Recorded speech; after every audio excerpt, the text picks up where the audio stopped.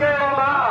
সুতরাং আমরা আশায় ছিলাম উত্তরপ্রদেশে আমাদের জন্য একটা সম্মানজনক অধিকার স্কেল আমাদের জন্য গেজেট আকারে প্রকাশ করে দিবেন।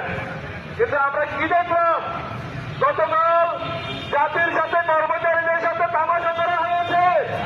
আমরা এই তামাশা দেখতে চাই না।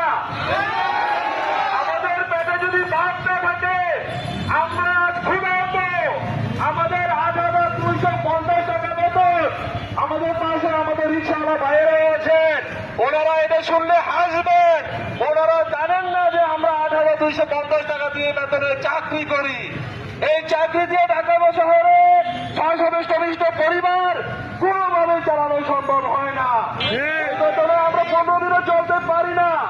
কিন্তু আমাদের কিনে তাল বাহানা করেন কিছু সুশীল সমাজ, যারা বাধাগ্রস্ত করে বলেন যে সরকার এই অর্থ আসবে কোথায় থেকে। আপনি যখন সেই কমিশন গঠন করেছে, তখন কি আপনি ভেবে চিন্তা করেন নাই যে এই সেই কমিশন গঠন করলে সুপারিশ আসবে, গ্যাজেট দিতে হলে আবার অর্থ লাগবে। সুতরাং আপনি যখন এই কমিশন গঠন করেছেন, এই গ্যাজেটও আপনাকে দিতে হবে নির্বাচনের পূর্বেই। আমরা প্যানেল যারা রাস্তায় নেমেছি, সুতরাং আমরা বিলাসিতা চাই না। আমরা চাই ডাল ভাত খেয়ে ছেলে মেয়েদেরকে নিয়ে বেঁচে থাকা সংগ্রাম। সুতরাং আমরা কেন কর্মচারীরা রাজপথে থাকবো? আমরা প্রজাতন্ত্রের কর্মচারী, জনগণের সেবক। আমরা জনগণের সেবা প্রদান করব।